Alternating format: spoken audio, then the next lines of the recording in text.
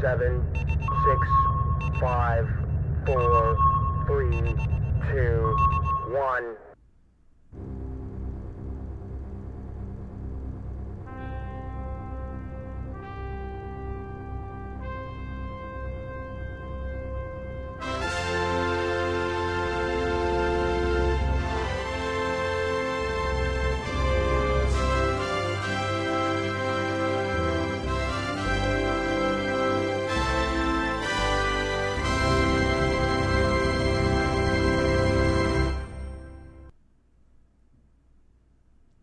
And hey, everybody. Who are you? Hey, what are you? Who am I? Who are you? No, who are you? Welcome to season 5 of IFB INTERFLEET Broadcasting. I'm your co-host, New York Pete, and over on the other side there is none other than my esteemed, no, it's that way, like that. That way. It's My opposites. I esteemed keep remembering. co-host and Like when I go like good buddy, this, it's like- the Tipsy Toaster. You look beautiful, you robotic android, you. That's right. I just want to thank everybody for tuning in. You guys are the best. Our numbers have grown by a few thousand in the last couple of months, and we failed to recognize that. So thank you very much for tuning in. Thank you for watching. As a matter of fact, just for the record, this is our sci-fi pop culture show. We have deep roots in the 70s and 80s. That's what we bring to IFB. It makes it unique. We don't look back on shows that come from a different era that we didn't grow up with and watch. We lived it. So the cartoons, the TV, the movies, comic books, novels, everything that was out back in the day, sci-fi fans like ourselves, we ate that stuff up, and we're here to share it with you. We're big Battlestar Galactica 1978 fans. We love the franchise as a whole, but we just want to make sure that everybody understands that's part of our thing is the force that is Battlestar Galactica. Welcome to the show, everybody. We got some really cool guests coming in, and we want to make sure that we recognize you guys up front as well. So we have we have a co-host that is going to be with us, and it's a award-winning sci-fi author, a good friend of ours here at IFB. He has an actual segment that he usually does. Bert-Oliver, welcome to IFB, and tonight, thank you for being here. Oh. Hang on. I gotta hook that back up again. This is what happens when you switch to Zoom. I'm here anyway. Now we're connected. Yeah, the idea being that every once in a while we need one of our team members to come on and give us a little bit of an extra hand, and you took up the mantle right away. So thank you so much, Bert, for doing that. John 1, hope you're feeling better and everything is under control over in your part of the galaxy. So we'll be seeing you very soon, hopefully on one of our subsequent shows.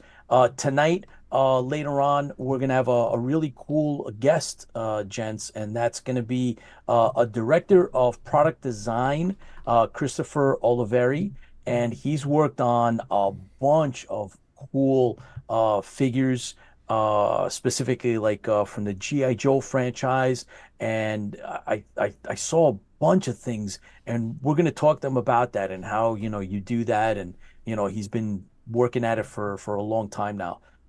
In the meantime, Bert, we're going to actually just welcome some of our regulars that are with us. I'm going to start from the top real quick. I want to thank Lola and, of course, Chuck Davenport.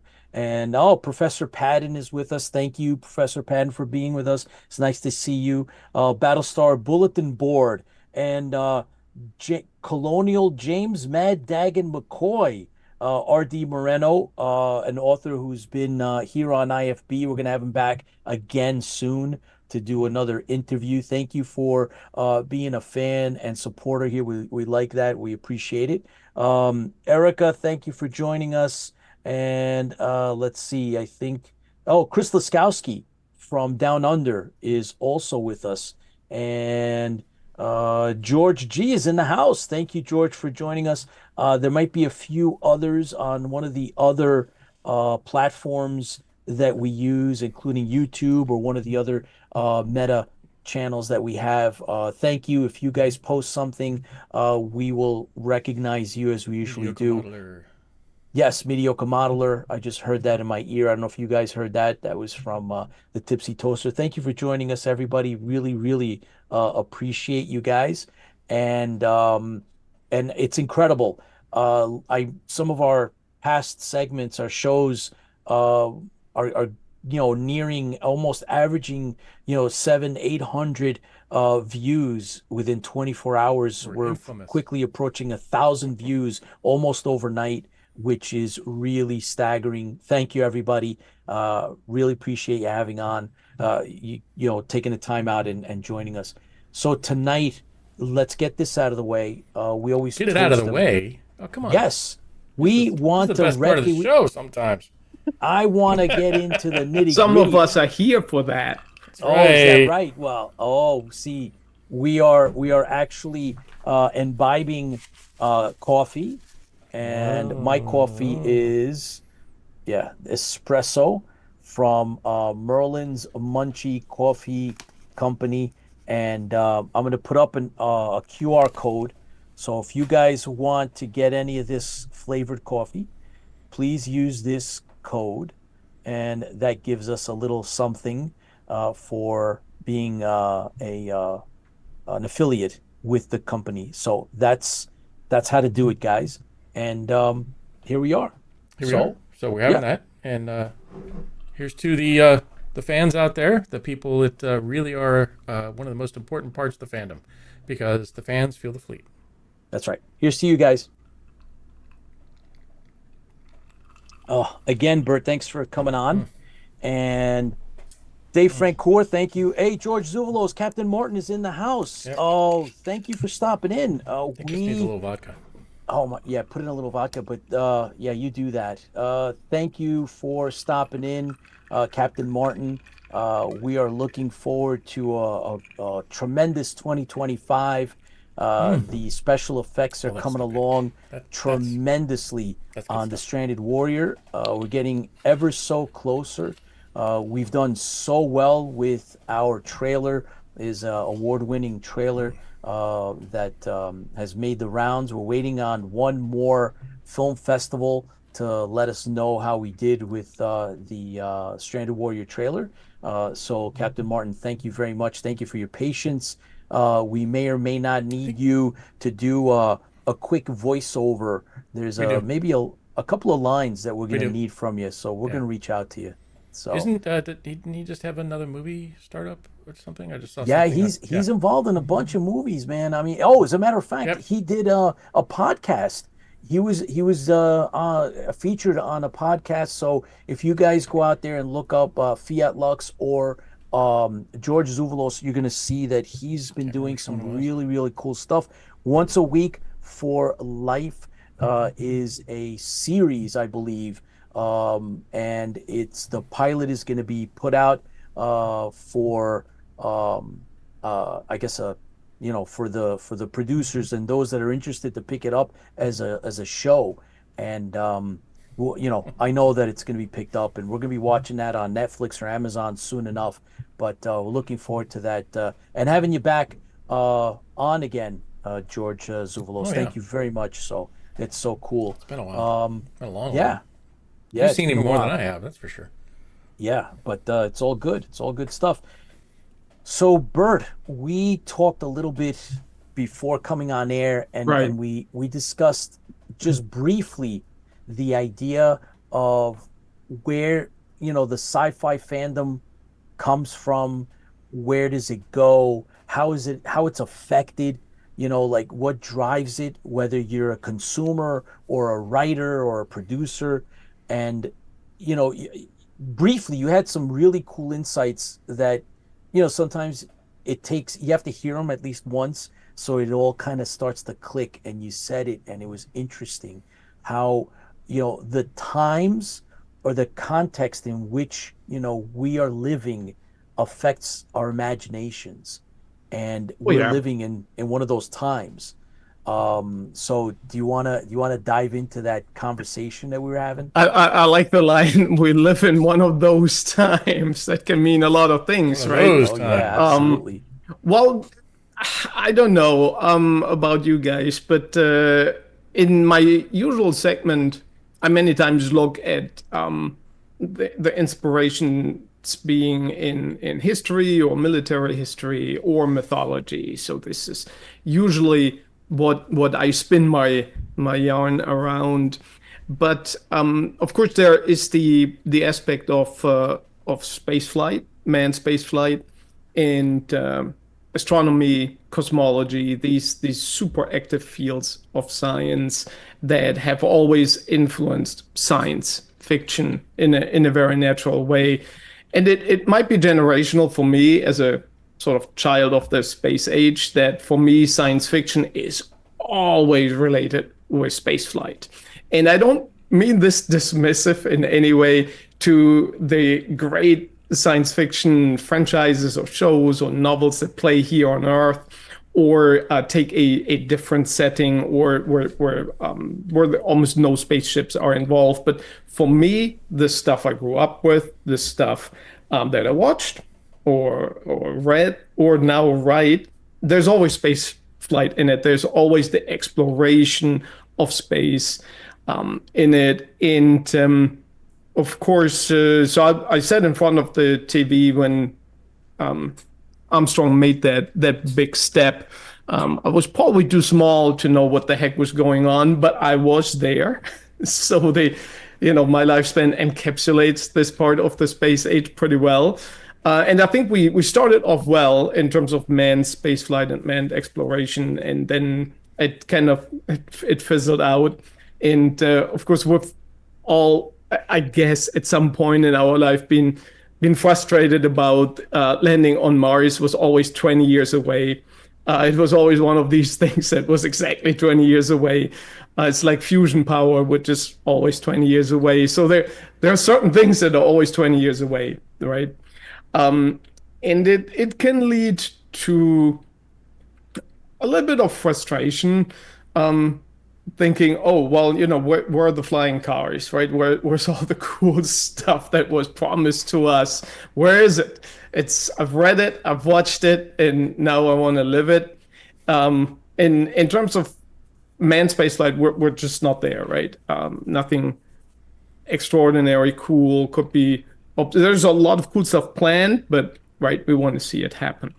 But that doesn't mean we didn't make great progress. There are a lot of fields where what was considered science fiction in the year 2000 is now reality, and devices are being used in all kinds of life, in all kinds of scientific fields. But what we're talking about now, space exploration, has really made a lot of progress. In 2024, saw also a lot of it. So this is not going to be the year in science 24. It's more an informal chat about it. But I still think that science fiction has always and should always be heavily influenced by science. And if you just go through the highlight list of last year, there's just a lot of cool stuff on it. Lots of really cool discoveries where you can almost immediately, if you have a crazy enough mind in your bald head, spin a couple of stories around it. So there was, we looked in 24, probably further than ever. We found galaxies further away than we had ever even anticipated them, and they actually somewhat clash with our current model of the universe that we have, because they seem to be too old. They're so far away that they are actually older. They're so close to the Big Bang that many scientists feel like they didn't have enough time to evolve into a full-blown large galaxy. And so there's the issue. Well, is the age of the universe wrong? Is the model around the early universe wrong? Is our instrumentation wrong? So these findings were mostly done through the James Webb Telescope. If you're not familiar with the instrument, you might still know its predecessor, still also in service, the Hubble Space Telescope. So, of course, having a telescope in space is much better. You don't have the atmosphere to peek through, so you can see more stuff and stuff that's farther away. And James Webb is the Hubble on steroids. It's a much better instrument, and it can see incredible things in incredible detail, incredibly far away. And that, of course, what I just said, the incredibly far away, this is always that has always been the stuff science fiction was about, right? It was always about, okay, we know what's here, what is out there, and the farther away and the more exotic it is, the more interesting it was, certainly for the generation of my peers, readers like me, viewers like me. Almost sounds like a PBS commercial here. Viewers like you, viewers like me. We love this stuff. If it was the more exotic, the better, right? It usually had one or two relatable components, and we talk about that in my segment a lot, about how you balance the really crazy stuff with something that's more relatable. But this is really the things we actually discover day by day.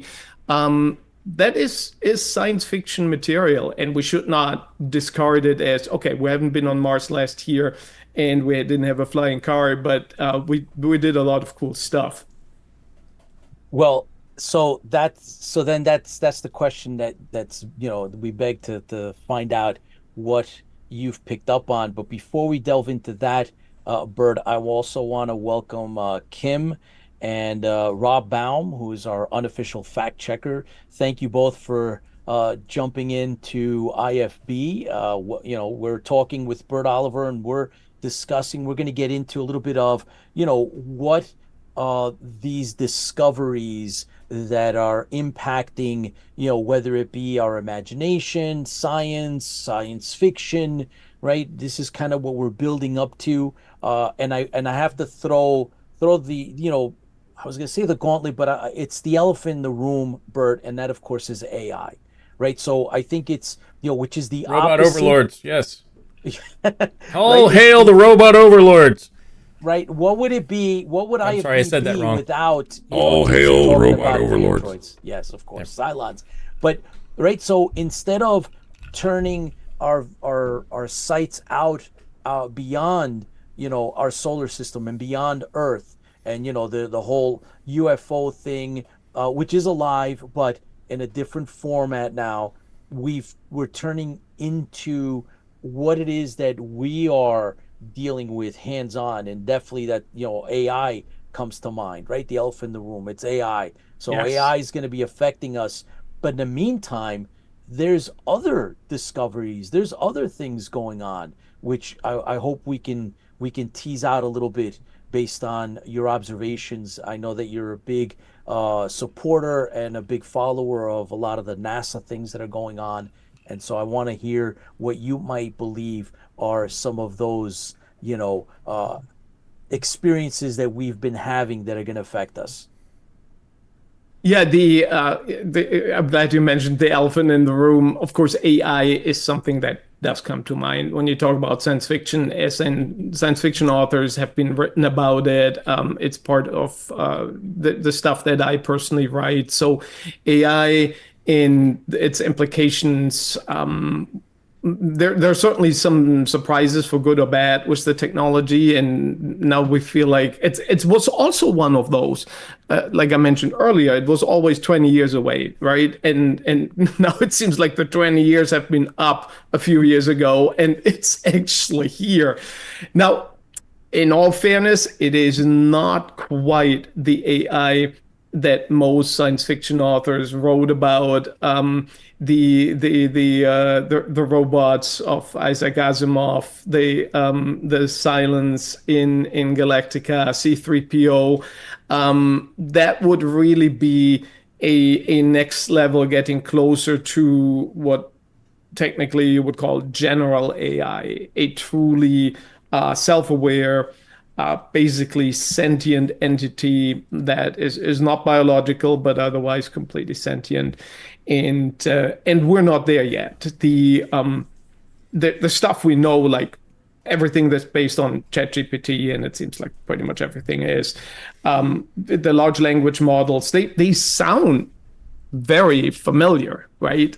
You can chat with them quite literally forever, and eventually they might sound a little bit drunk, like they took a couple of shots every time, every 10th answer, and then sometimes conversations can derail, or more serious inquiries can turn into comical things. But in that is not the general AI, right? That's not the Cyberdyne Systems dystopia that we've seen in science fiction. So the discussion here could be much longer about it. I don't want to go either pro nor con tonight.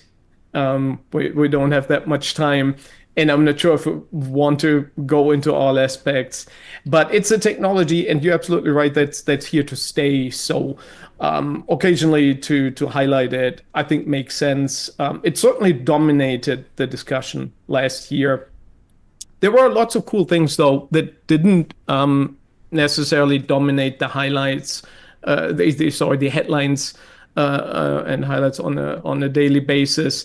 Like, what is a very common thing in science fiction is habitable planets, right? So the 12 colonies, these were habitable planets. I think there was no mention of them having been terraformed. So humans found them. They managed to establish bases on them that turned into entire civilizations. So habitable planets is a very common trope, if you will, in science fiction. And well, we're discovering planets, right? We're discovering Earth-like planets. We're discovering so-called super Earth. There have been, I think, in 24, we found more super Earth planets than before. A super Earth is basically a rocky planet that is the size of Earth or larger. And if these are in the right configuration to the star, what we call the habitable zone, then we of course put them on an extra cool list of maybe these are habitable. Now, it is hard to figure out, even with the sophisticated stuff like the James Webb. We cannot take direct images to tell us, yep, this is what it looks like. You don't have the Enterprise frontal view screen where you see this planet that pretty much looks like Earth, and then someone makes the comment, "Oh, we reached another surprisingly Earth-like planet." There's so many of those out there. Yeah, exactly. How many of these we actually have, we really don't know. Of course, the more Earth-like we find, it's a numbers game at this point, right? At some point, we thought maybe planets are rare and multi-planet solar systems are rare. Now we find out that pretty much all solar systems we find have 2 or more planets, and many of them actually do have many planets, like our own solar system.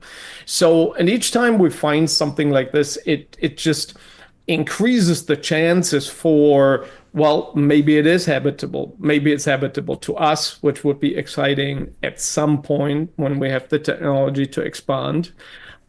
Because having a planet means we do not have to build space habitats, which is another option to go out in space. You know, you don't have a planet, you build a planet. But if you have a planet, then, well, you don't have to do that. So it seems certainly for the science fiction narrative, a very natural way of expanding.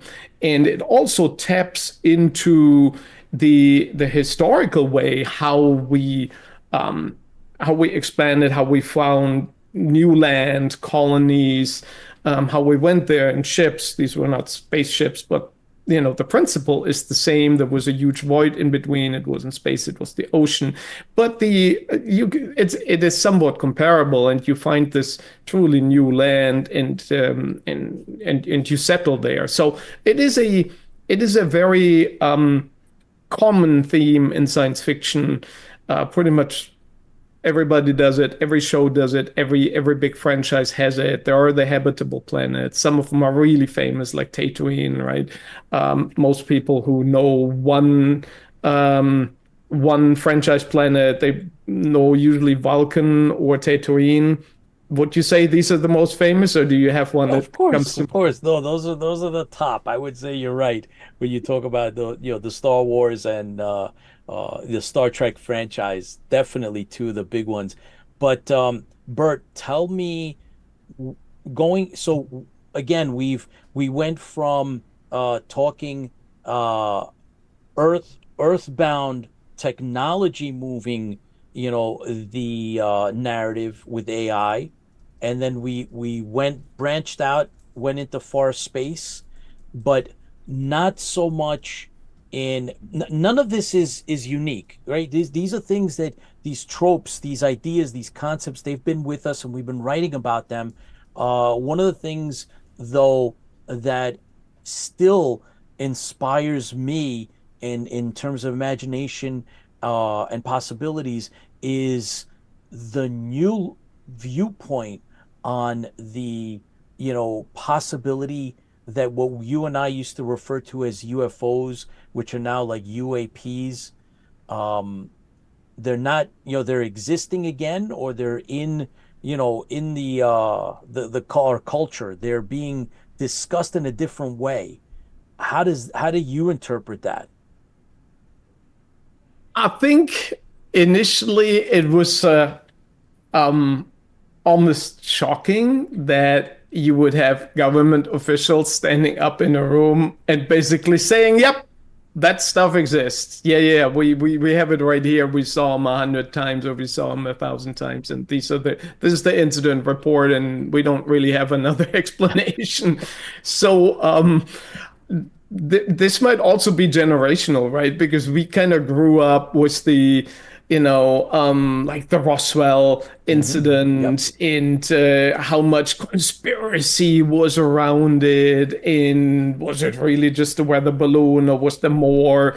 And I've been to Roswell. I've been to the museum that has the proof or artifacts depending on where you come from. You can say, well, yeah, it's an interesting Disney-like experience, or there is a lot more to it. And regardless of your school of thought, it's an interesting topic to get into. And just having someone in uniform stand up and say, "Yep, that's just how it is." There'd be stuff out there.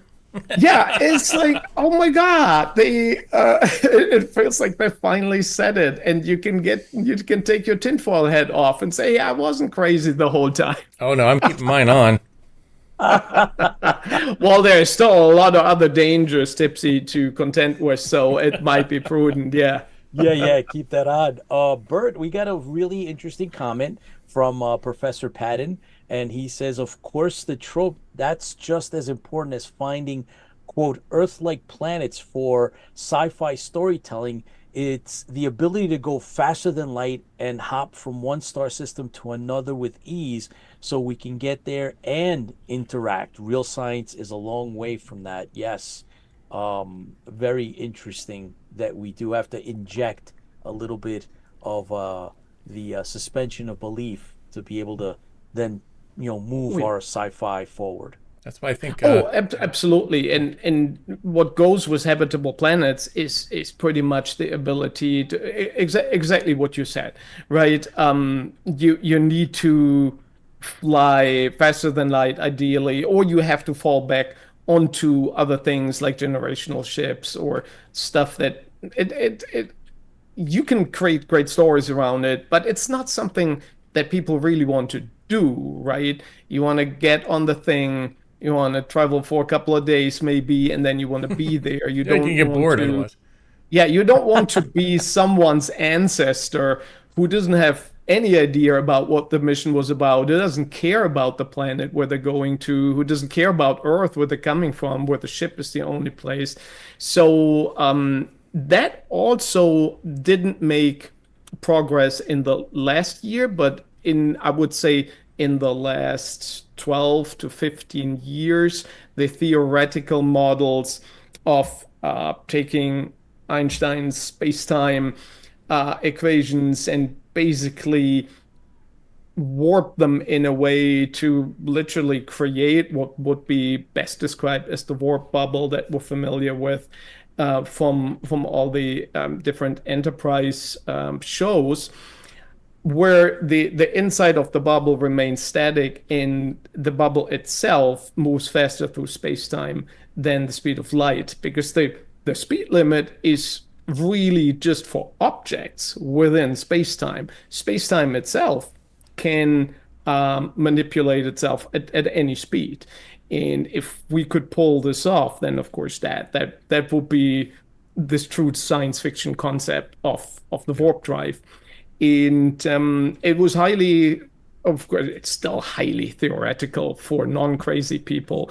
But for people like me, it went in just over a decade from a theoretical mind exercise to, oh, we need so much energy. It would work if we only had enough energy. We need to turn the entire universe into energy to do one warp. So it doesn't really, that doesn't help. And now we're at the stage where it's like, oh, we need to turn something like of the size of Jupiter into energy to fuel it. But, that's a huge shift in magnitude in just a few years. And NASA built first prototypes around the concept. Now, before you get really excited, this all failed. So we're not there. But wow, it that was a went from buzzkill. this is batshit crazy to, well, let's seriously think about it in a fraction of our lifetime. So there you go. That gives me hope. Well, Yeah, I think Bert, the best science-based science fiction, and I just started rewatching it, by the way, with the wife, is has been The Expanse. Oh, I agree. oh, The Expanse. Is Absolutely. really cool. Oh my God. Yes, absolutely. So that's definitely science-based, whereas we're kind of still in our own solar system still. We're still, there's Mars, there's Earth. That's the realistic of the capabilities are realistic there. They're having space battles that take days because yes. of because of the distances and the injections to make sure you don't have a stroke when you hit those high G's and things like that. I think that was a really amazing concept. So, Oh yeah, they have no shields. They have no gravity plating. Yeah. They don't shoot lasers or blasters. They have cannons, and the kinetic warfare they have in that show. These are some of the best space fighting scenes. Yes. In all of visual science fiction. It is really those great books stuff. up later because those books, audiobooks or regular books, those Yes. James S.A. Corey. I know it's a pair of guys, which is really weird. I don't understand the author thing where there's two guys writing it, but they put down James S.A. Corey, and there's actually two guys that write it. So, well, Yeah. we need to. We're going to do that, and we're also going to try to get them on too. Bert's. That'd be kind of fun. We're going to put Bert's books yeah. up too. Oh yeah, Bert's So let's books not. are Let's amazing. not. Yeah. I want to come. We're gonna actually come back to this, Bert, and Chris. We're gonna discuss a couple of really cool questions that some of the fans put up. Sure. But I'd like to see if I briefly saw our guest, And they left. Chris Oliveri, was with us for a split second, and they They probably heard me talking, and they're like, "Oh no, this is the wrong show. Wrong Let's channel. get out of Wrong here." channel. This was way too scientific for this. No, I don't. Yeah, I didn't know if he He was there for maybe in just the a quick green second. room. Yeah. So Yeah, he's in. All right. If he Well, comes let's. back up, I'll interrupt you and throw Okay. something All at you. right. Actually, you'll hear me open up a new can of beer. No, and Um, I think is he he's back? back. Oh, well, in Yes, that he case, is. that All means right. right now I Well, can do this. all right. There we Perfect. go. Well, the idea is Yeah. that tonight our special guest is Christopher Oliveri, Naughty. and he's worked on some really, really cool IPs and franchises. A director of product design, and he's going to talk about those specific products. But we have a really cool lineup of visuals to go with the products themselves. But I did pick up on something. He was involved with Disney parks. So let your imagination run with that, and then of course we'll bring it up. But You ready? whether it be Hasbro or some of the other major manufacturers of a lot of the collectibles and things that we're into, he's been involved in. So I'm anxious to hear from him. I'm glad that we have him. So Chris, Yep. welcome to IFB Interfleet Broadcasting. We're gonna have you up on screen with us live, and we're going to want to hear a lot about what you've done, and then what you're working on if possible now. And then we always want our guests to kind of maybe give us a little insights on might be what might be Inspirations. in your future. So there we are. Chris, welcome. Thanks for taking the time out to join us. Hi, Pete. And hi, everyone. Thanks for having me. I'm excited to join and happy to talk some toy and Oh, share a little bit of absolutely. background. Oh Yeah, yeah. yeah. I mean, what are fans without toys? Not real fans, that's for sure. Oh, I hope not. I will be out of the job for sure. Exactly. So, Chris, what you've done, I mean, I got to see the visuals for a lot of the products that you've worked on. And I mean, it's public knowledge that you've been involved with Disney and Lucasfilm. So you've worked on some pretty cool stuff. So please elaborate. Yeah, sure. So I got my start. I've been in the toy industry for about 20 years now and got my start at Hasbro, really. And it was a great time working on kind of their action brands team. So I got to work on, as a young guy, everything. So back then, they were still doing indie, Star Wars, the start of the Clone Wars animated series. I did a lot of Marvel right as they were ramping up to Avengers, and a lot of great studio partners. So it was really excellent. And obviously, the internal Hasbro brands, beat G.I. Joe and Transformers, near and dear to my heart. So it was a dream come true. Kind of cut my teeth there, learning the industry. I got to spend a lot of years on that, and then I got to focus on GI Joe for a long time. That was fantastic. So that's a custom from a fan of me as Crazy Legs. So we would old school Hasbro. When you look at all the old GI Joe figures, it's all Hasbro employee portraits, Oh which is yeah. borderline hazing. Yeah. So it's you might turn out a little bit better or worse than you'd imagine. Uh, but super fun. So it's great company to be at. I got to work at Nerf uh, as well. I did a lot of blasters.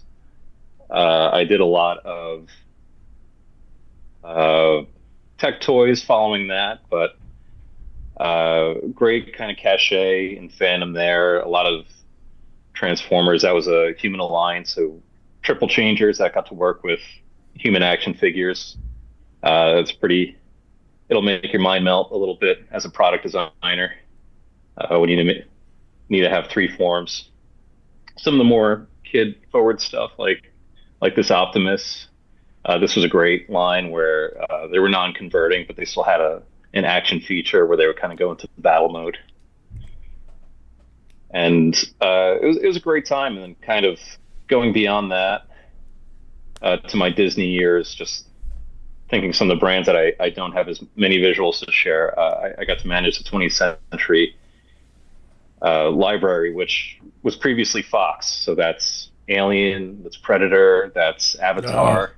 wow. It's a ton of just, the most amazing Sci-Fi out there. A lot of good stuff there. Yeah. And then I got to work on Lucas as well and develop a lot of Lucas again on the inside. So I got to do it on the outside with Hasbro and on the inside with Disney, which was great, much different to see it from the inside, but very cool. Working with the studio hand in hand, making a lot of the parks products with Galaxy's Edge. That's what my team did quite a bit of, but it was a wide gamut, lots of great brands. So super fortunate to have that. So, Chris, does that mean, like, specifically talking about, working with Lucas and Disney, did you actually, were you involved in, say, the T-shirt and what goes on the T-shirt, or the hats that they sell there that are Star Wars related, or figures, or what exactly were you working on? That's a great question. So it's usually, in simple terms, there's a hard lines team and a soft lines team. And hard lines works on everything hard, as you can imagine. So no apparel, but statue, collectibles, resin, action figures, toys, role play items. So anything that's probably that you would find that's either toyetic or highly collectible. And then all the Battlestar. What's that? All the Battlestar? Battlestar. That's highly collectible, right? That's right. true. That's true. I see his. I'm drooling at the stuff behind him there. You got Alien, and you got Predator. Yeah. So these are some of the licensed. We've got the Yautja. This is Sideshow. Both of these. So these are they're icon, high end busts that were, they're fantastic partners. Making the super high end stuff. So that was always awesome to see what those guys were working on. Chris, how do you actually, who decides? Where does it begin? The process. Like, how do you have a franchise? I mean, for example, like G.I. Joe, and does that start with the concept of a character that may or may not be illustrated in a comic book and or the animated show, and then you decide, okay, well, you know what, that might be good enough to make the figure. Is it ever another way to see it? Does it ever start with this figure, this guy might be cool, let's make him into the franchise? And who kind of decides that? It was Joe is a great brand to talk about this because they've done so much on G.I. Joe, and it started with comics and the mini series, the animated series, and that was very much so a toy company going to great comics folks like Larry Hama, who is really like the father of the 4-inch, 3 3/4-inch Joe. So I can talk probably most to Joe Cobra. If you look at G.I. Joe 12-inch, it was more of a post-war generational experience where, kids wanted to get, most fathers were coming back from the service and they looked up to them. And it was more so kind of emulating generationally what kids want. And then Joe vs. Cobra took a narrative approach, and they found a really great commercialization hook where they did comic books with Marvel, they did animation with Sunbow and Deke, and they did product, and they only launched 12 or so figures in '82, and the comics did a great job of taking a drawing from toy guys and being like, okay, this guy's all in black, he's got goggles, he's a ninja, and here's his background, and he's a Vietnam vet, and filling out the file cards. And Joe has kind of become this generational thing since that. I grew up on that. I grew up on the comics. I had the opportunity to kind of take that brand ethos and keep it going and kind of stay true to it and contemporize it. So characters like Dusty and Storm Shadow, they still read as what they were to the last generation to the new generation. But it doesn't always go that way. It kind of goes back and forth, I'd say, where studio could have a great idea, toy could have a great idea, but with big stuff like Star Wars, you're following the studio. I'd say with more scrappy, smaller brands, there's a little bit more back and forth. But when you look at the '80s, Star Wars was influenced a lot by the toys. You're seeing a lot of those off-screen toy vehicles coming back in Mandalorian, and obviously the showrunners have a lot of love for that. So it's a little bit hand in hand, but studios always they're the brand holders, they're the story holders with the big guys. But I mean, you as a fan, I as a fan, when we see a character in a movie or a comic book or, like you said, animated, you say, wow, it would be cool to collect or connect with that character. And as a kid, it's different than as an adult, and obviously that has to translate into the business of it. But my question is, like as a fan, right? If you're on the other side of the counter, I'm the fan, I'm the consumer. Do you take what I might want and see into consideration when you decide to put out whatever figure you're going to do? How does it play? Like, everybody wants a Predator, but what about the secondary character? It's like, well, there's a cool secondary character I might want. How does it play? Yeah. Because sometimes, Chris, it feels like you guys might be almost like, these are your choices, right? You're the one. You're saying, hey, I'm gonna give. If you like this movie enough, you're either gonna get A or you're gonna get B. Take it or leave it. Yeah, you get 6 characters, 5 of them are Spider-Man, and you get a villain with the 6th one. That's like a very classic toy model that I think I was really fortunate to see the toy industry change. When I started, it was still pretty old school. They were molding and casting by hand. Nothing was really digital yet. Oh, wow. Everything was being hand painted. Everything was, it was a really radical shift in the last 20 years. And kind of the old thinking is like 90s style, which was really the same as 80s. Very similar. You get a tentpole movie and you stack the hero characters a certain way. You short pack the villains. And unfortunately, which I think has changed a lot, you short pack the female characters as well, which it was, you would ask questions and be like, how come we don't do more of this character? Oh, green characters don't sell. And it's like, is there any exposition of that? And you're like, no, it's just like toy law. But I'd say a lot of that has been broken down for the better, and people have realized that it's a collector industry, almost 50-50 at this point for action figures, that collectors to kids.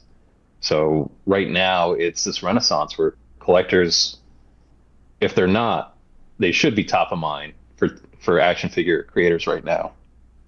And I think that Lucasfilm was always really good. Was that from maybe not from the 70s on, but from very early on?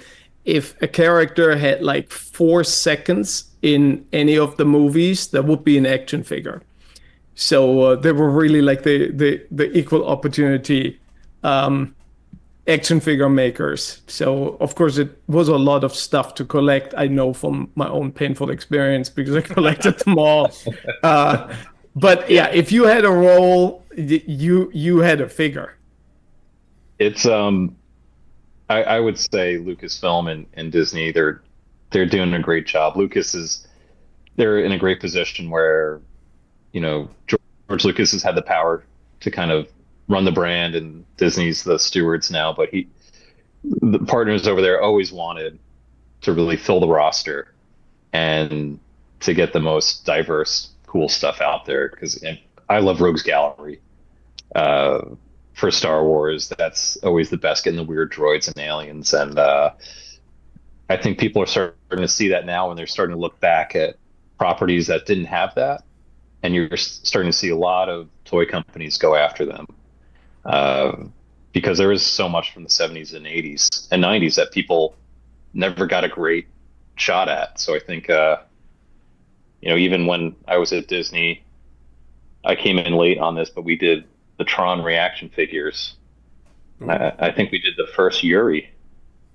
Yuri was never done, and the Tomy figures, which were great, they were the light cycles, but very limited cast.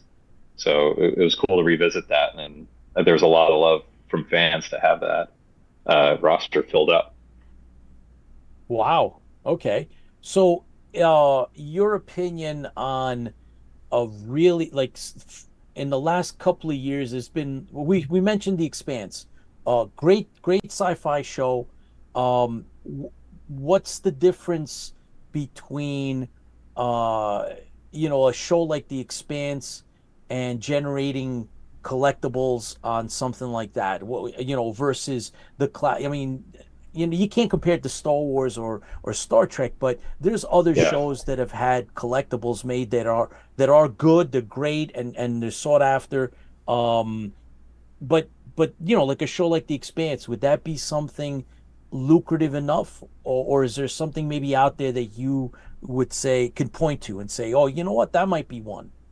It could be, and that's one where what's hard about it is it's still kind of a fashion industry where there's a little bit of gut. Everybody wants to quantify, can we sell X amount of this? And when it's an unknown quantity, you really need to go with your gut and take the lead. So for something like that, I can't say for sure what my take would be, but it would be, are people buying anything right now? Is there an appetite for apparel, or any other kind of collectible? And that's usually kind of the start. The second is it still current? Is there anniversaries? Is there other noise that's going to help project my product so I don't have to pay so much to market it, so I can kind of ride the wave? And then, I think what's hard with a lot of, I don't want to say more thoughtful sci-fi, but sci-fi where it doesn't have super loud, ownable expressions for every character, right? Star Wars, every kid can be like, oh, the guy with the three eyes, oh, the big hairy guy. Each one is kind of a unique expression of a character. And I think that's what's hard for a lot of the Star Treks of the world, which they're getting new figures now too, which look great. Is how unique and ownable are these characters, and how wide of a spread, how wide of a demo can you get? Can I get some go collector, but I can get some kids, or focus on kids and get collector? You want to kind of get a little bit of both with a focus on one or the other. So it's a messy, non-exact science at the moment, and you'll see sometimes people go in deep and then they whiff, and then it's like 6 months later, everything's on clearance. Wave 2 is canceled. It's Wow. I always wondered about that. Is the initial focus the toy aspect, or is it the collector's aspect? It sounds like it's a mix of both.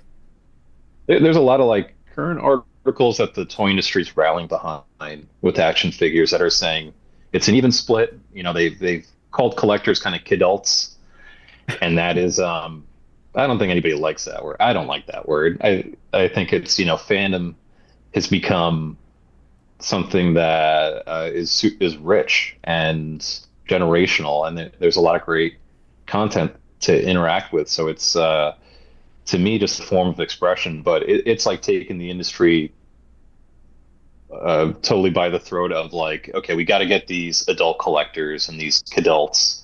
It's a big opportunity that only continues to grow. It's what was the Funko Pop wall. They've realized oh no, that's everything.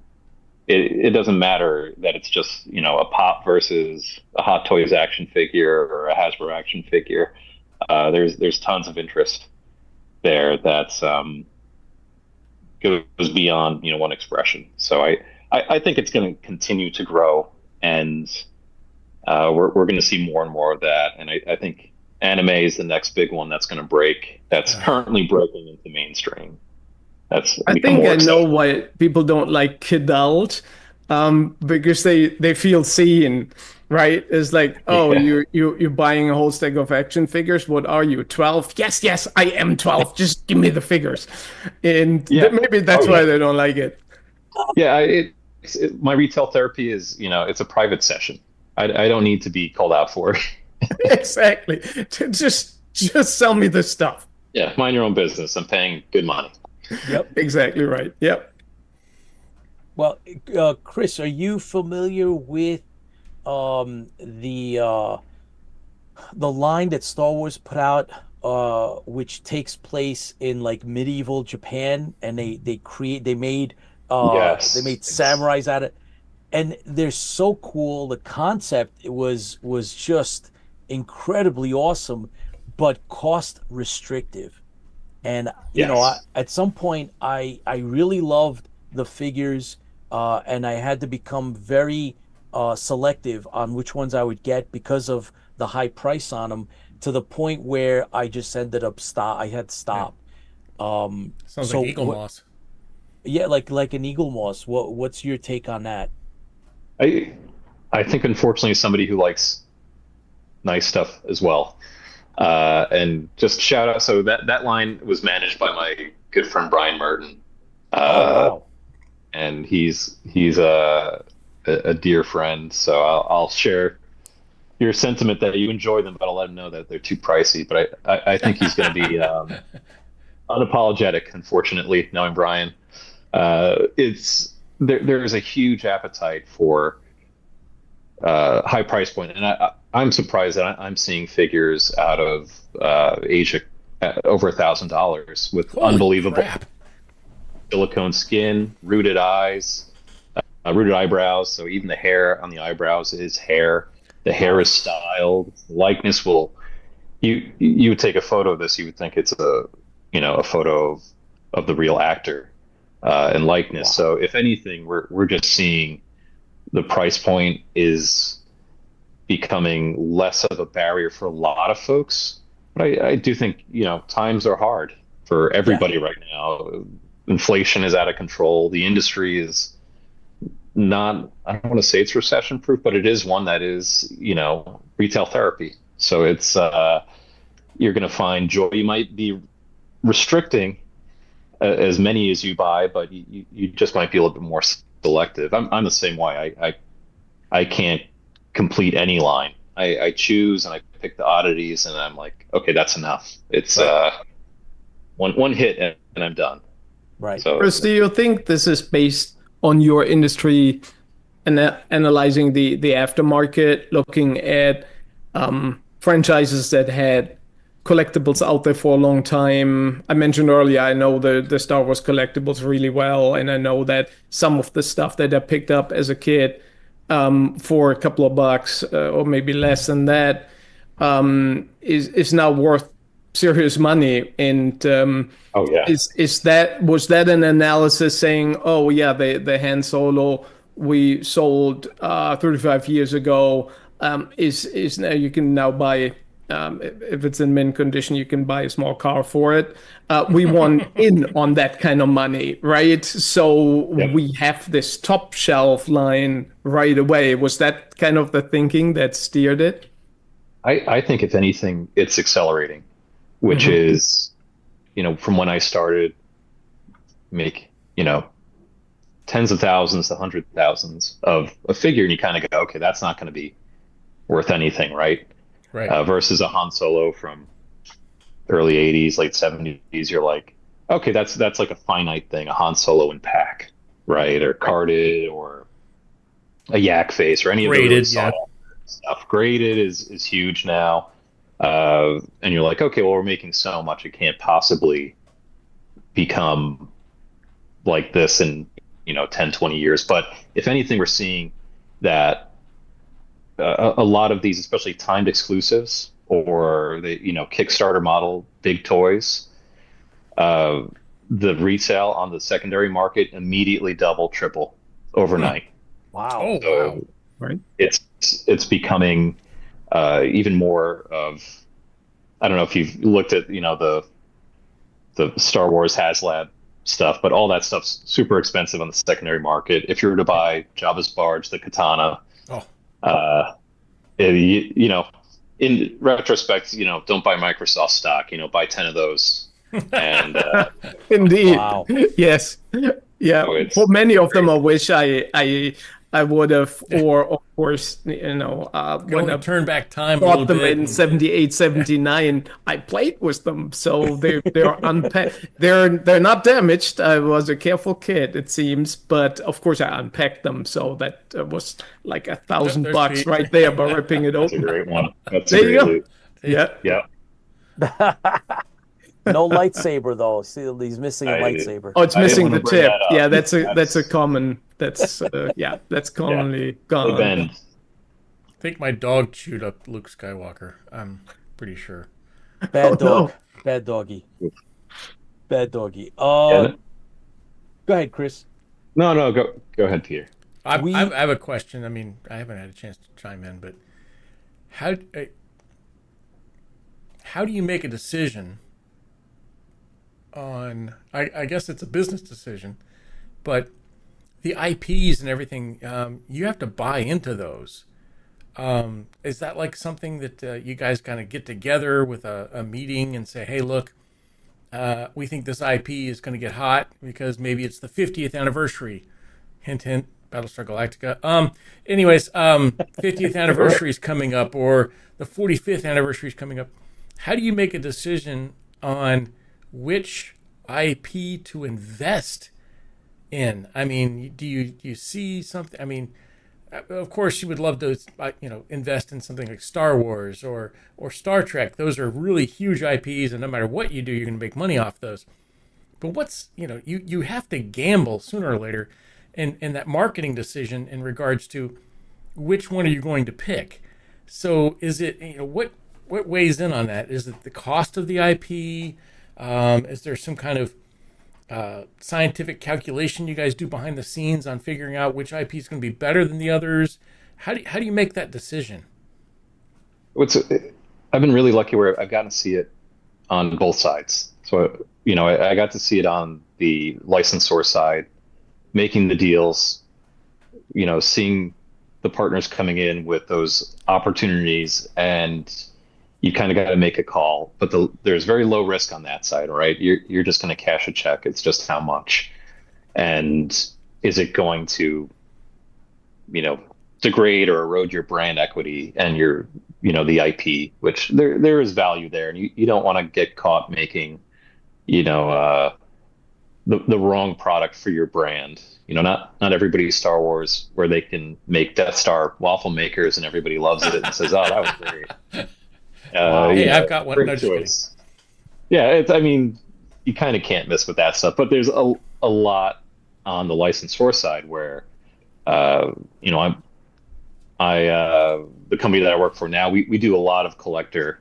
We really focus on collector action figures, and a lot of the brands have been from the vault. So if you look at this is our stuff. So Boss Fight Studio, an amazing team. Super happy to join this company. I've been there for about 9 months.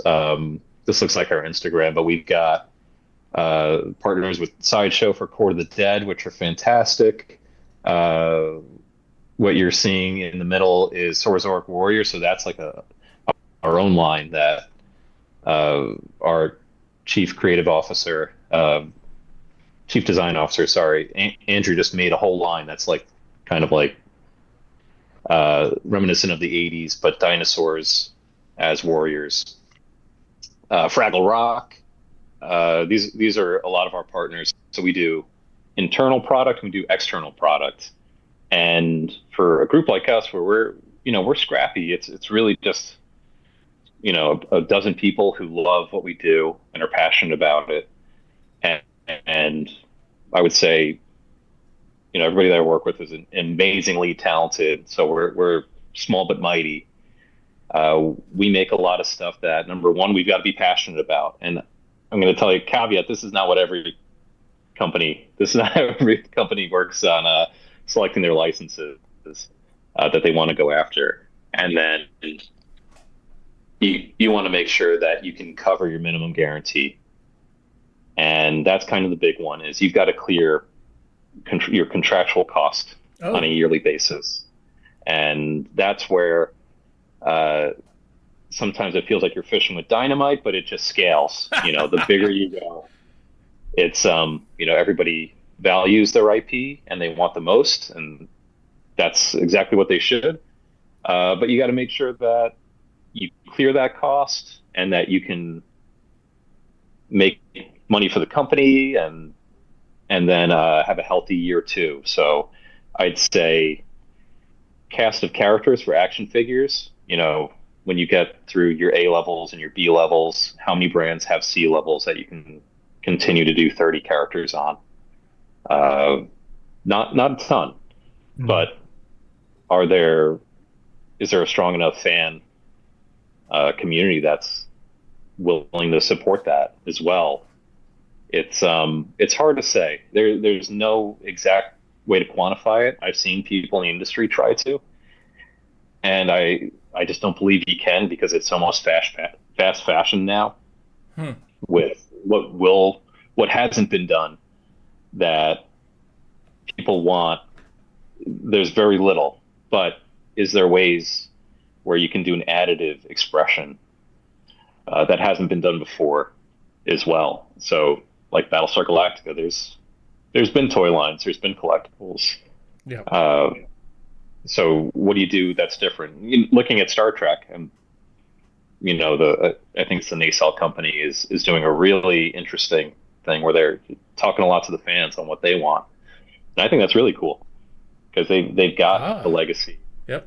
And they have the old school Playmates one, but I don't think that anybody's really kind of done all expressions and generations in a really cohesive line. So I'd say at minimum, it's like the passion, and you got to know what you're doing, because the fans can tell when you don't know, and they sniff that out quick, because there's a lot of history in most of these brands. And at bare minimum, do you think that it's got legs for 2 to 3 years, and you can at least break even?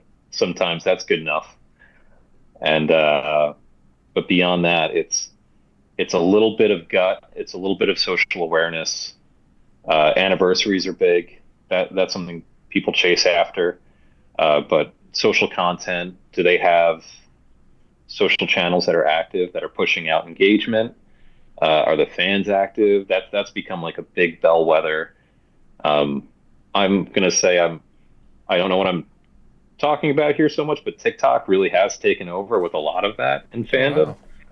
There's TikTok stores, but that is beyond me. I am purposely TikTok avoidant.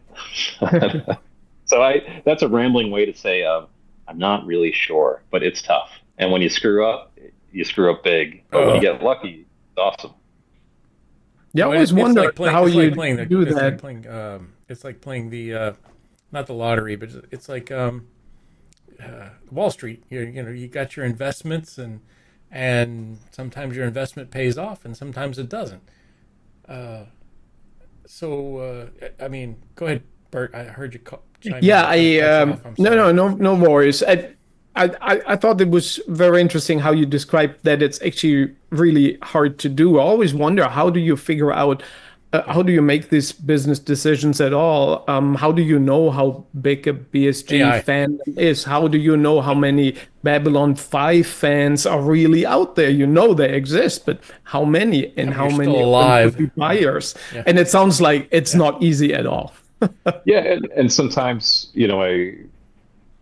I don't want to bring up any industry stories that are not flattering or complimentary, but sometimes you get bad luck, and you look at the Dune movie and it got pushed out while product was on the water.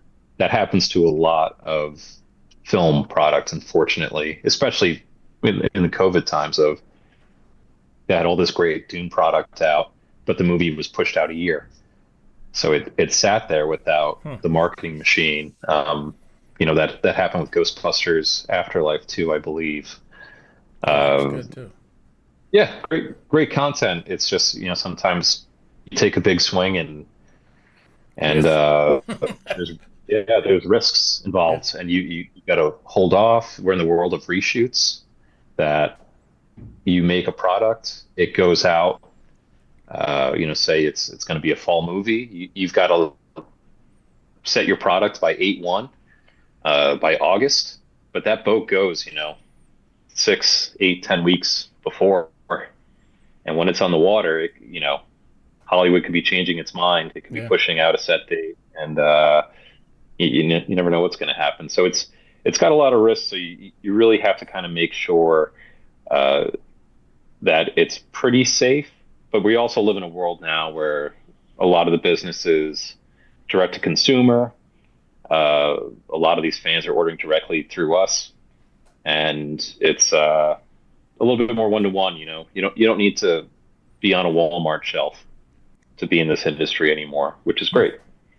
Yeah, Yeah. Pete, So that reminds me of the cards. Like, they pushed out the cards, the baseball cards for Battlestar Galactica prior to the actual launch of the movies, and some things changed.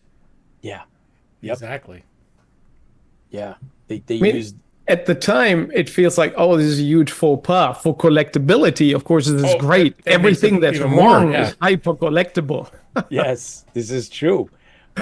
So Chris, does that mean that you guys, your company now that you're with, are you guys going to be going to conventions, or that's not something that you do?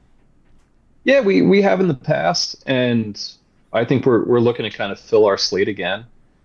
Uh, we attend a lot of them as fans, Hmm. for sure. Sometimes we don't have a booth. Sometimes we do. So I'll be out going to Nuremberg. This is more of an industry convention, but I'll be going out to Nuremberg for Spielvar Messen, I think, or it's the German toy fair, which is Wow. very large. Huh. We'll be kicking around for New York Toy Fair, PowerCon, some of the sci-fi stuff. Will be there, just not with a booth, but we hang out. We like to see everything as well, and kind of semi-professional, semi-personal extent. But we're usually in a lot of the East Coast ones. Cool. So we got a couple of questions. Our very own John Van Gosteen, wants to know, what was your favorite character you worked on? Oh, that's a good question. It's hard not to say Snake Eyes and Storm Shadow, but that's the first thing that comes to mind. That was like, the absolute coolest ninjas, a ninja with an Uzi. That's like, you can't beat that formula. So I have to go with that. I still love Joe. And the guys at Hasbro are doing a great job on them now still. So it's awesome to see it get even better. All right. Follow-up question is, what character or line would you like to work on if you had a choice? Oh, Battlestar Galactica. Just kidding. yeah. I mean, Right? No, Naturally. what would be your yeah, I hate to throw that in your mind, but what would it be? I would love to do just the world of Mobius, the artist. That would, to me, is very niche, but Jean Gerard Mobius from like Heavy Metal Ooh. magazine, The Ankle. It's just everything. I think he did a lot of the Meta Barons as well. Mm-hmm. His characters, his design sense, to me, always floors me. That's one where it's like, if I had to, it wouldn't make any financial sense, most likely, because I can't even name them, right? Like, Yeah. they're just so beautiful and amazing. The worlds that he made and the stories that he told in Heavy Metal magazine that I grew up with. That's a very niche one that I'd love to do. That's interesting you bring that up. There's been some movement regarding the magazine. There's talk of it coming back. I saw they're doing a Kickstarter, which I love. I wish them luck. I think they're going more for the European Metal Hurlant imprint. But that's great to see. Yeah, the movie was great as well. You know, the animated one that was pretty Mm. mind warping for a kid to watch. I can't count how many times I went to the midnight theater to watch that. Yeah, it was great. I That's a great one. But although I've got a question back on the Battlestar Galactica of uh, how come nobody is making figures of Battlestar right now? Good question. It's a good question. The only company that we know of is Funko. Funko is actually had just released another, I believe, another two, another two figures that's related to that video game that they came out with. So that they are, I think, the only ones that have done figures in the last 5 years, probably. Yeah. And let's see if the fans come up with anything. I see that Rob Baum's put up Fifth Element. Um, Fifth Element's a pretty decent movie. It's got a cult following. I got one better than that, Firefly. Firefly is has a huge It's shiny. cult following. So I love Firefly, and I managed it. Um, it's part of the 20th century, so I can tell you a lot. I can just tell you that Firefly is very challenging, and I'd Really? love wow. to do more with it. It's but a lot of those Fox deals were not made with commercialization, which is the dirty word for making product on something uh, super viable. A lot of decision makers, so sometimes those deals are hard to navigate. But yeah, Firefly's a great one. That just doesn't make sense. Just like the Stargate franchise has kind of gone away, and it just, that Stargate fandom is so rabid. They were everywhere, all over, and just quickly disappeared. It seems like that's another franchise that is waiting to come back somehow. I don't understand that one either. They did put out some figures here and there, but man, there's so many fans and they just gone. And they did do that classic '90s toys with the I can't remember if it's Hasbro or Kenner, but with the movie. And Yeah. that was just another great one where it's like I think it it was doesn't really, Kenner. yeah, and I used to see it in the office all the time. I'm like, oh, these are great, but it's a different kind of sci-fi story that didn't hit the exact toy formula. I Right. think I don't think those did so great, but great movie, and the TV shows have longevity, so it's that's a good question. That's one that has got a lot of equity that I feel like it could be an opportunity. There you go. See, Yeah, making I don't know. I influence. would imagine. I got to tell you that James McCoy just brought up another one, Space 1999, and I know that there They just is came a through a resurgence. yeah. They're very resurgent. I think it's just recently had a big anniversary. I can't remember, but I think it was a big anniversary recently. Yeah, there's stuff out there. There's new Eagle models and Eagle ship Moss, models yeah. and stuff, Eagle models, yeah. and Sorry. yeah, I think it's doing really well. I don't know. So there's stuff out there, and so right now, Chris, where do you find yourself anchored? You're in the new company. Where are you guys headed? What's next, What's or new? Yeah. yeah, Yeah, well, I think it's we've got a lot of really fun stuff in the pipeline. It's a little too early to share, Mm, but I will say stay tuned for a couple new licenses from us ah, oh, that I'm very excited for.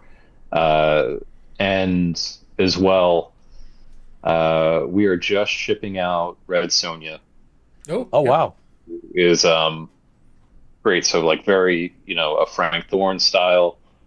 We have a 6 inch and a 4 inch, and I would say stay tuned on that. But we've been really focused on Red Sonja, on getting her perfect and done and in fans' hands. And sometimes that takes a little bit more time. And then the other big one that I'm really enjoying is Court of the Dead. So it's a very uh, it's a story of the underworld that Sideshow has made with this great cast of characters. The designs are fantastic.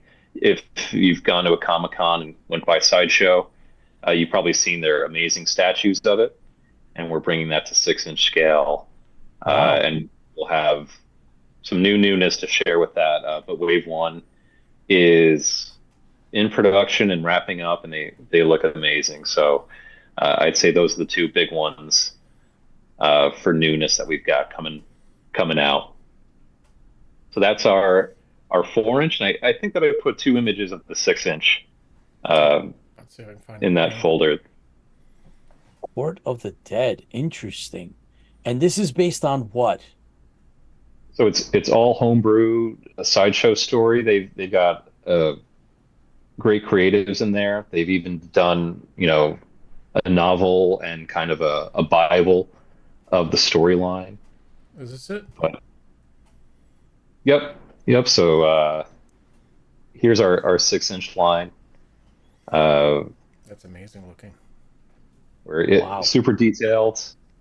This is Death and Kier that we just saw.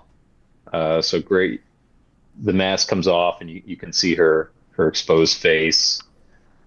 But these are great characters Wow. from the underworld. We've got more coming. But the team did an amazing job on these. So really knocked them out of the park.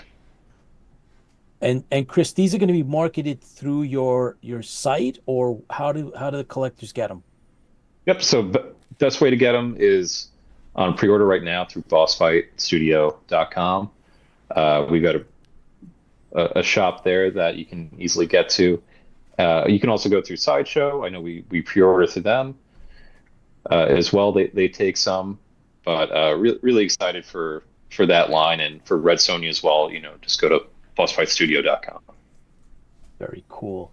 Well, we'd like to have you come back when you have that next line come out. I think it'd be interesting to have you explain what it is that it is, where they come from. Same thing with some pictures, and it'd be really kind of cool to keep up with some of these products that you're doing. So we want to have keep us in the loop, Chris. We'd love to help you promote some of these things. These are, we're all collectors, we're fans, and I think it's really, really cool.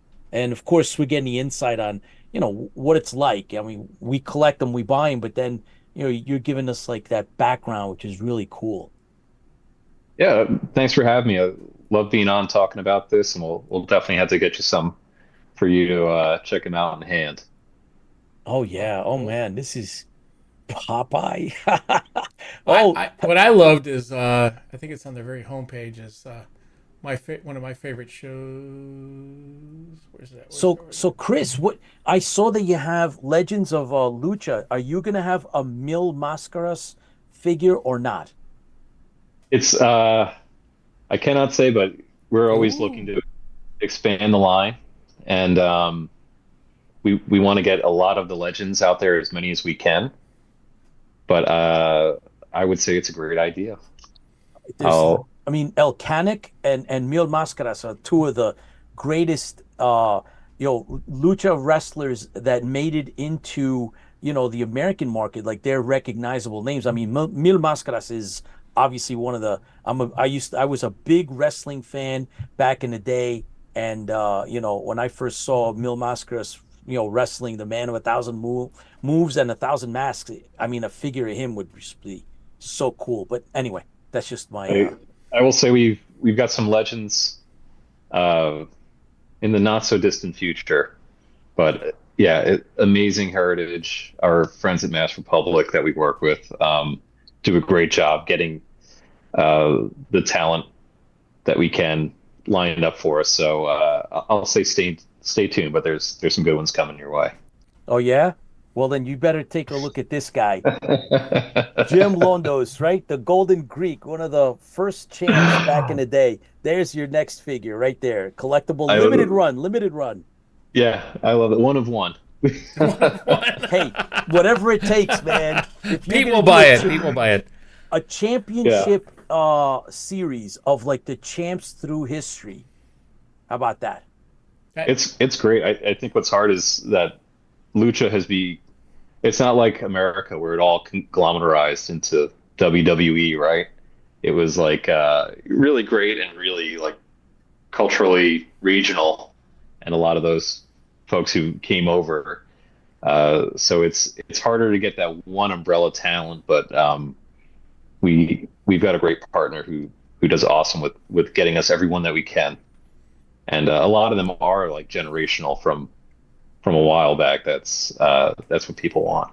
Oh, heck yeah. Absolutely. I- Again, Chris, thanks for coming on. Bert, Tipsy, any last I thought I comments? saw earlier Flash Gordon. Oh yeah, so we have done Flash and I'm a big Phantom Flash Gordon fan of the movie. and Zorro. Yeah, so I think everything that we did, for the most part, I think we did mostly comic, Okay. uh, classic, and I'd have to take a look. It was a while back, but yeah, Flash, Ming, Ming, Uh, baby. we're all there. It's but that's another great line that was a great fit for the company. Of same with Phantom and Zorro, which we've done in the past. Yep.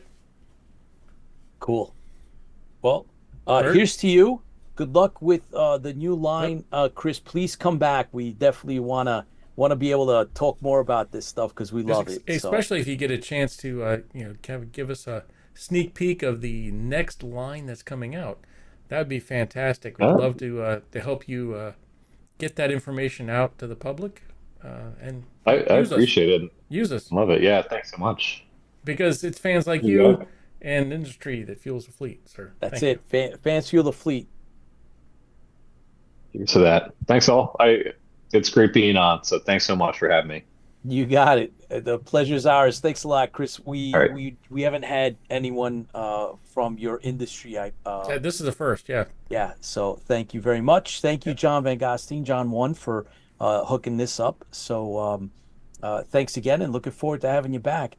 Bert, what'd you think of that? You're a big collector. Those, though many may not know, but you are a big Star Wars collector. So Yeah, I've been to the Nürnberger Spielwarenmesse, which is the really long word for the exposition that our guest mentioned earlier, when I was a kid, because I collected Star Wars action figures and the different Kenner toys around them so violently that the owner of the local dealership knew me personally, and he actually invited me to come along to that expo. And it's like, hey, I was probably one of his top customers at the time, certainly in my age bracket. And so he invited me to this event, and it was mind-blowing how big it was. I didn't really know this as a child, of course, but it seems like Germany, for a lot of industrial expos, they have some of the largest in the world. Like the car show is huge. Of course, that's Germany is known for car export, but also for information technology. These shows are enormous. But man, as a kid on a like campus-sized toy expo, it was like going to heaven. oh wow. Just So throwing money Bert, out. one of the things that I've read about is that on occasion you might be able, depending on the company, you might be able to get some of the pieces that they bring with them because they don't want to bring them back, and sometimes they get sold off. Did you ever experience anything like that? Yeah, I got a Han Solo figurine that was supposed to go with some cereals that never made it to the European market. So at the time I Wow. lived in Europe, so I would have had no chance to get it. I think it was in what was the cereal brand? Post, I believe, Wow. had it, or General Mills, one of those. Wow. And so they were super rare to begin with, and then they were not in every package. It's like you had to get lucky to get the golden package. and they never really made it anywhere. So I have it in this weird little improvised box that they brought to the expo. So yep, it's one of my proudest achievements. See, that's how love Bert it. got his Ferrari. That's right. Sold it. Yeah. Sold it. Well, got it's his still Ferrari. at the dealership, and the figurine is still in our house at an undisclosed location. Oh, wow. So, see, that's one of the little things that most people don't know, obviously, is that you are a massive Star Wars collector. And based on a conversation that you and I had at the LA Comic-Con together, you are, I believe, one of the few, I think, that have been able to acquire all of the pieces that you've wanted for a period of time, like a release or years of Star Wars. Is that correct? Yeah, I guess I'm a weird collector in a way because I actually have a complete collection of something, which is unusual. And maybe I misunderstood the assignment there because you're supposed to keep collecting, right? That's the fun. Well, as I said, I did it very vigorously, and in a way, it was probably good for me in so many ways that I could actually finalize it and say the first three movies, let's call them classic Star Wars. I think Kenner had the license for most of it. A couple of things were picked up by others, like the figurines of aliens that were really the camera was just panning through the room, and if you blinked, you missed the guy who they actually turned into an action figure. So yeah, I got all of those for the original three movies, and it took me, gosh, from my youth till well into adult age to get it all. Then eventually, when eBay became a thing, that helped a lot to fill in the last few blanks that I had. So yeah, it's complete, it's done, and yeah, that was almost a little bit relief when it was. Oh, that's fantastic. Baz is on. Baz, thanks for jumping on. Hopefully you're doing well in this new year, 2025. Don't forget to mention his. If you want to help out and buy some Baz blades by Baz, to get a truck to haul that beautiful Viper Mark around. II Viper, yes, which is incredible. And please visit Baz's Builds by Baz, Yep, so you Builds can by see Baz. some of the videos and some of the pictures. I mean, beautiful work that he's done to put together that 1-to-1 scale Mark II Battlestar Galactica Viper. Just incredible work, Baz. Thank you for doing that. And so we want to make sure that we have you back on. So let's work that out. Try to get a date that Baz you can come on and talk about, show off your work, because it's worthy. Really, really cool stuff. And Baz, So stop posting spider stuff. No, that was no. There's some big damn spiders in Australia. oh yeah, it wasn't only spiders, like other deadly, creepy, crazy things that you find only in Australia, because down under. Yeah, ooh, I saw that too. What do you think he built a Viper for? It's self-defense. You can fly away from Australia. Yeah, exactly. Oh boy. Well, honestly, this is, as a fan-made prop, is I think it's probably the best out there for any fan. yeah. I've never seen something so well done, so complete, where you look at it big. like, wow, in 78 they would have wished they had one that good. It is amazing. Oh, absolutely. And let's not forget our friends Carl Cullenschmidt and George Mellis, that also they've built a Mark One, and they bring it out for the local conventions in Texas, and it is incredible. So some of you have been lucky enough to actually see it. You can sit in it as well. So, and there is Bert. There's a third. From what we understand, there is a Baz third Viper about, somewhere out there. Making a metal version of the Mark One. Of the Mark One. So there's that third one. So which is cool, and those Really those need to get that deserve our guy on. I attention. mean, Yeah, we Baz, Yeah, I if have you to know look that that up guy, reach out in to more us detail. and let us Yeah. know. yeah, It'd be for great. sure. Yeah. Uh, yeah, so we've we've covered a lot of material. We even discussed the cosmology, right? The cosmos, the big picture of sci-fi and science, and there's more to be discussed when it comes to that. I just wanted to bring up a couple of points.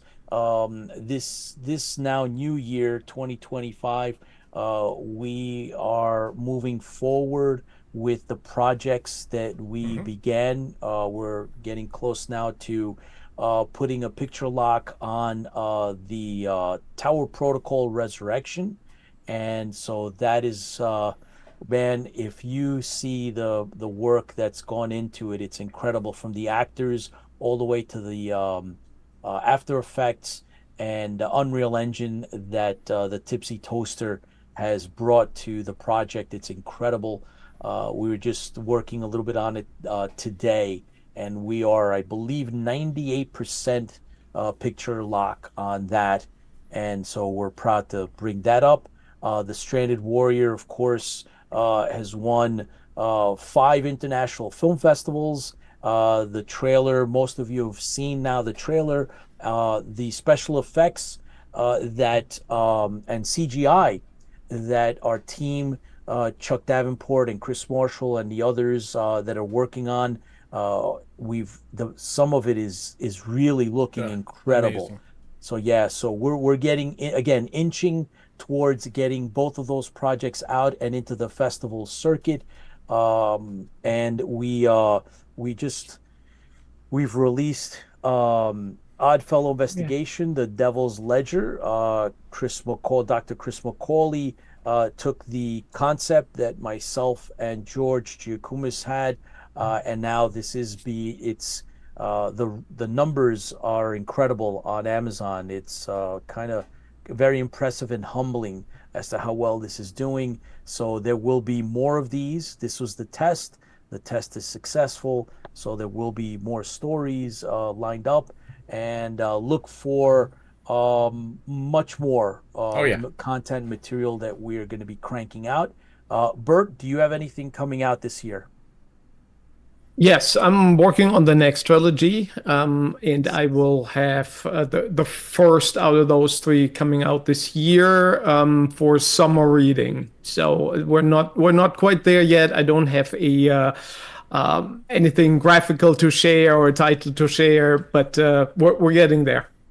Can you give us Can you give us a general overview of what it is? Yes, so the second trilogy is also set in the Galacticide universe, but at different points of time. It gives a new perspective, new characters that look at sometimes what is the aftermath of the first trilogy, of the things that have been built, of the things that have been broken in these larger story arcs, and some have to deal with the consequences, some try to change it, and the books will cover a timeline this time in a sort of encapsulated.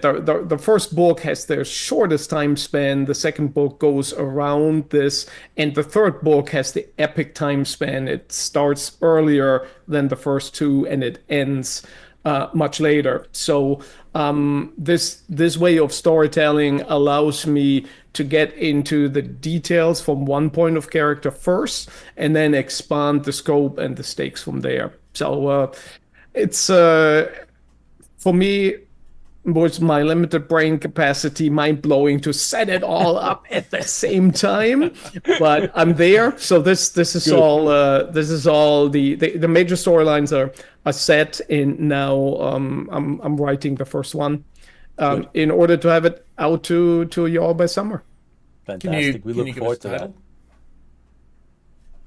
that. The series title will be The Goddess of the Galacticide. Ooh. And it has 3 parts. The first is The Heretic, the second is Prophet, and the third one is Divine. Ooh. Whoa. Look at that. Excellent. How many other people know that right now? Nobody else. Nobody. I think my wife does. That's the right answer. That is the definitely the correct right answer. answer. Excellent. Yes. Oh, well, we look forward to, we want to know, of course, you're going to be here. You're going to let us know. You're going to keep us in the Audiobook. loop. Oh, yeah, all of it, all of that. Oh, of course, it's going to be an audiobook. Audiobook. You've been Audiobook. very, very diligent with Did I that, say audio? Bert. So that's good. Yeah, there will be all formats, including audio. So no worries. Thank Excellent. goodness. Oh, that's as awesome. Adam would say, thank the gods. Well, actually, half the time he said thank God. But anyways, thank the gods. With that that there'll be said, audios. gentlemen, tremendous show as usual. And Bert, I thank really you love very, the, very much yeah. for coming on. We really appreciate your Oh, it was my input. pleasure. Well, thank you for that. And it's still early in January, so happy New Year 2025 to all of our fans. Thank you for tuning in live, and then thank you, of course, to everybody that watches us afterwards. We are humbled by your interest, and we hope that we satisfy that sci-fi intellectual look into things, at least from the perspective of those that grew up in 70s, 80s, sci-fi and beyond. But that's our anchor, and we love all those things from the past. And so How much money do we have to slip Chris to go for the IP for Battlestar Galactica? yeah, no kidding, no kidding. I just want to. Hey, Here's 50, buddy. yeah, do make three fig. Okay, so you know what we should do? I'll tell you what we should do, Chris. But this is, of course, it's a challenge, in some respects. If we could promote three characters from the original Battlestar Galactica to be created Would as be figures. Lucifer, Volpa, They did and the Lucifer. Imperious Leader. Again, There we go. We're Lucifer. done. No, What? Eastern No. Alliance. One of them's got to be Eastern Alliance. Wow, I'm that's somebody that hasn't been done. exactly one Eastern Alliance, Commander Kane, and one other. Which one would it be? And I'd Imperious say, Leader. I don't know. I'll leave it up to Volpa, the fans. Imperious Leader. There was an Lucifer. Imperious Leader. Get out. No. Anyway, by the way, autographs. Yep, I Jack have Stoffer autographs. I'll upload the picture.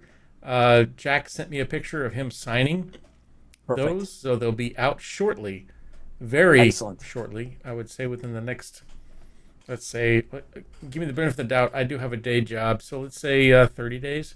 So you'll be getting them within the next 30 days. All right. With that said, again, thank you for tuning in. Gentlemen, Yes. Bert, Chris, thank you very much. Great show. Glad to be here with all of you. Happy New Year. And like we say, fans fuel the fleet.